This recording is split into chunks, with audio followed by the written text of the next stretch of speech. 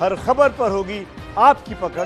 Download कीजिए ABP live app. अब आपको इतिहास के सियासी इस्तेमाल की कहानी दिखानी है।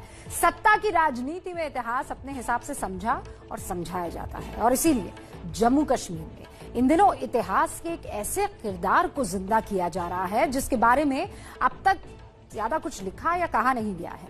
बीजेपी ने इस नए दाव के निशाने पर कश्मीर के वो सियासी परिवार हैं जो पिछले 70 साल से कश्मीर पर राज करते रहे हैं।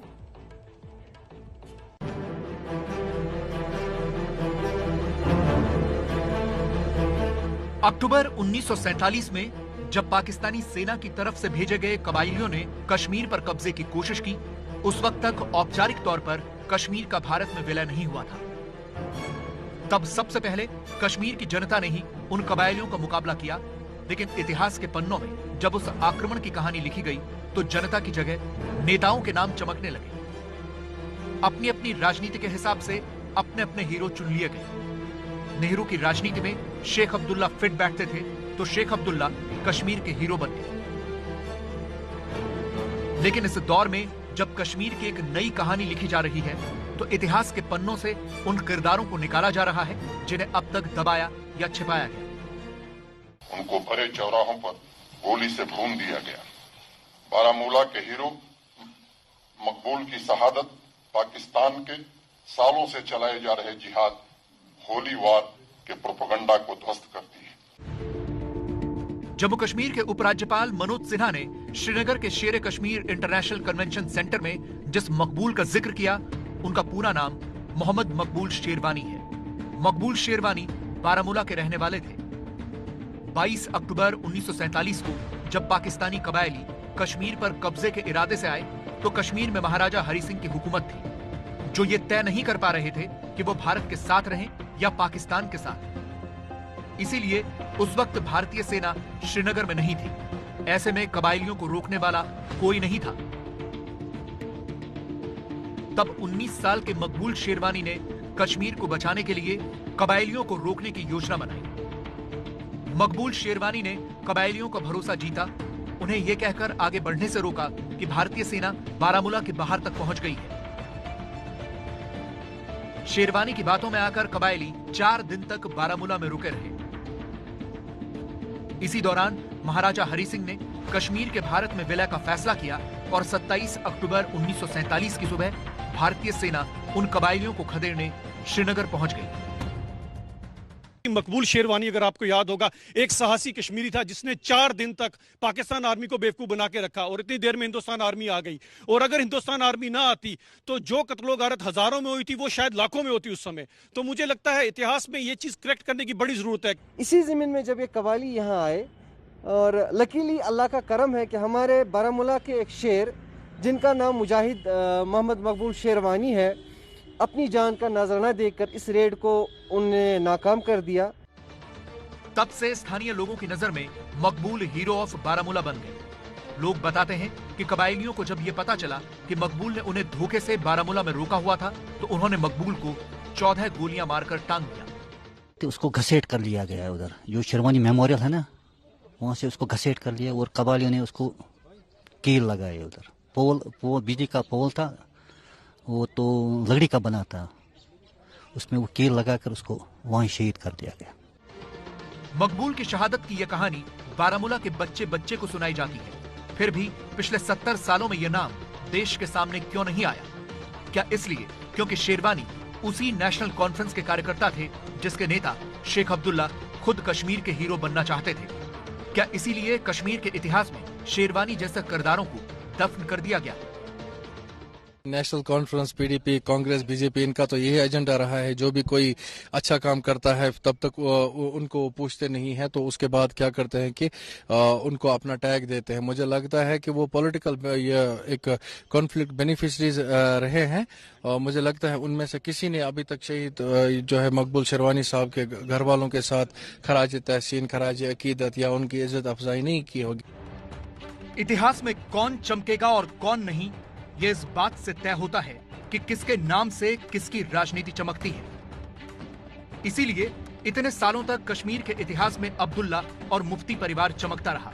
दिल्ली की सत्ता भी अपने मुताबिक इन दोनों परिवारों का इस्तेमाल करती रही। लेकिन अब कश्मीर को बदलने में लगी बीजेपी इन दोनों परिवारों की विरासत को खत्म करने के लिए शेरवानी की शहादत का झंडा उठा रही है। इसीलिए श्रीनगर में शेर कश्मीर इंटरनेशनल कन्वेंशन सेंटर में 22 अक्टूबर यानी कश्मीर पर पाकिस्तानी कबायली हमले के दिन एक सेमिनार का आयोजन किया गया। इसमें बारामूला के मकबूल शेरवानी को कश्मीर के नए हीरो के तौर पर पेश किया गया। उनके परिवार के लोगों को बुलाया गया और उनके जख्मों को सहलाया गया। क्या आप चाहते हैं कि मकबूल शेरवानी को कोई एजाज दिया जाए, पद्मश्री दिया, पद्म भूषण दिया? देना था, गवर्नमेंट को करना था, या पहले वाली गवर्नमेंट को उन्होंने याद भी नहीं किया था आज तक। क्या आपको उम्मीद है कि अब ऐसा होगा? आज लगता है कुछ न कुछ हो जाएगा। थैंक्स। तो ये थे मुनीर साहब, मुनीर शेरवानी, जो कि मकबूल शेरवानी के भतीजे हैं। उनका ये कहना है कि आज तक तो सरकार ने उनके याद को लेकर कुछ नहीं किया और आने वाली सरकार से अब ये उम्मीद है कि मकबूल शेरवानी की कुर्बानी को याद करके उनको एजाज दिया जाएगा और भारत का जो सबसे ऊंचा नागरिक या सैन्य सम्मान है उससे नवाजा जाए, ताकि 1947 में जो काम मकबूल शेरवानी ने किया उसको इतिहास के पन्नों में पूर्णतः दर्ज किया जाए। मकबूल शेरवानी के परिवार को उम्मीद है कि बीजेपी की सरकार अब उन्हें वो सम्मान दिलाएगी जो अब तक कांग्रेस, नेशनल कॉन्फ्रेंस या पीडीपी नहीं दिला पाए। और बीजेपी को उम्मीद है कि मकबूल शेरवानी का दांव उसे कश्मीर में अपनी सियासत की नई जमीन देगा।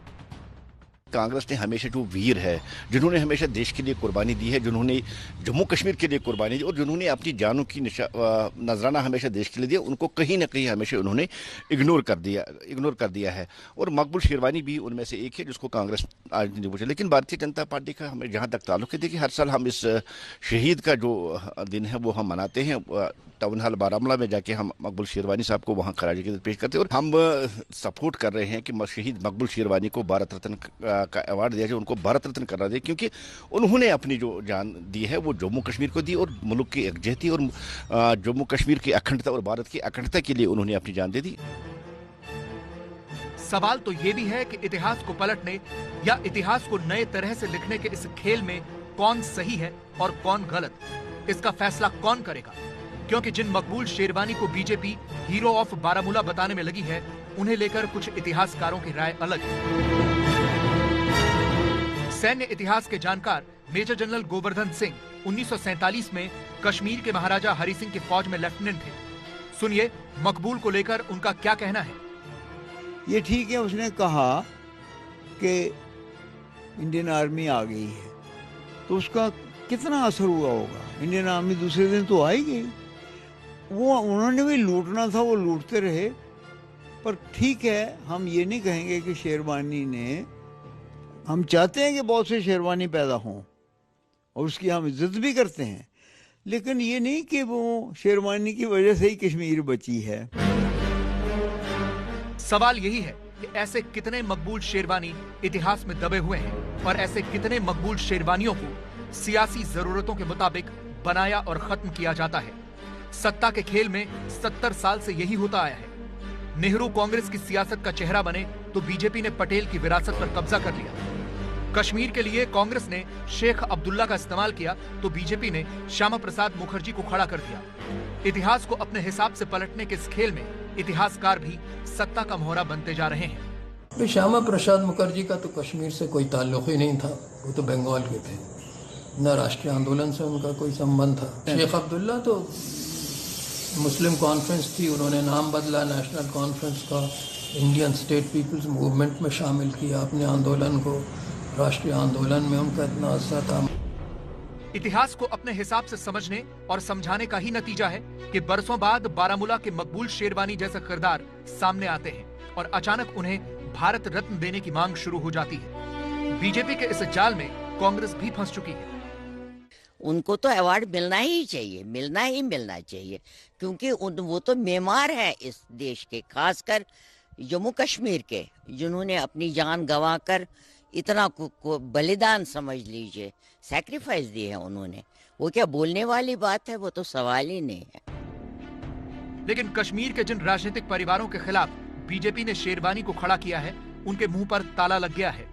महबूबा मुफ्ती ने आज लंबी प्रेस कॉन्फ्रेंस की, पर जब एबीपी न्यूज ने उनसे मकबूल शेरवानी पर सवाल किया तो वो ये बोलकर चली गईं कि उनके लिए ये कोई मुद्दा नहीं है। उनके लिए कोई मुद्दा नहीं है।